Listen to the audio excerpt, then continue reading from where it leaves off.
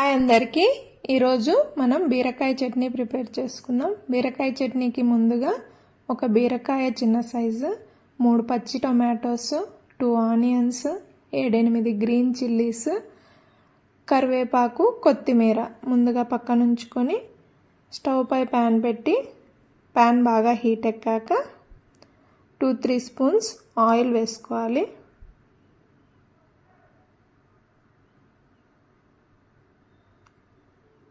Oil బాగా heat ఎక్కాక ఇందులోకి పోపు దినుసులు వేసుకుందాం. కొద్దిగా మినపప్పు, కొద్దిగా ధనియాలు ఇందులో బాగుంటాయి. కొంచెం శనగపప్పు, కొద్దిగా జీలకర్ర, 2 ఎండుమిర్చి యాడ్ చేసుకోవాలి.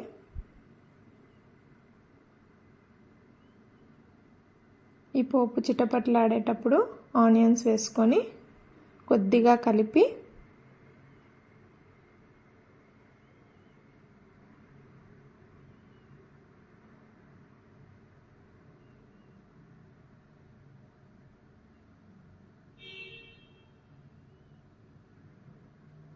ఇందులో 1 స్పూన్ పసుపు యాడ్ చేసుకొని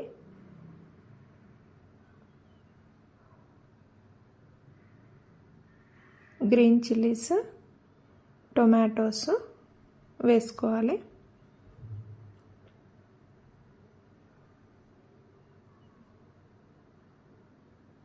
ఈ బీరకాయ చట్నీ అన్నంలోకైనా చపాతీలోకైనా మంచి టేస్ట్ ఉంటుంది.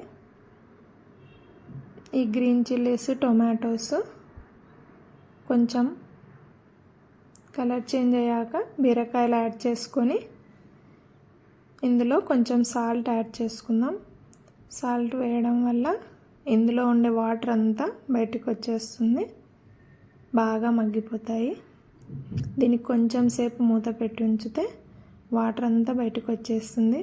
చూసారా, ఇలా వాటర్ అంతా బయటకు వచ్చేసిన తర్వాత కొద్దిగా కొత్తిమీర యాడ్ చేసుకొని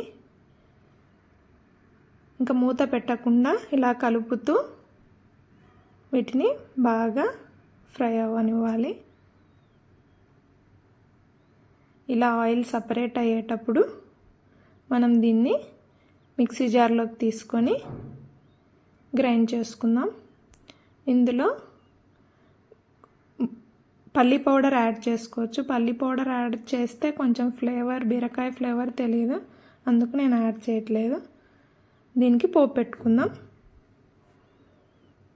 పోపులో కొద్దిగా ఆయిల్ వేసుకొని మినపప్పు, జీలకర్ర, ఆవాలు, ఎండుమిర్చి బాగా చిటపట్లాడాక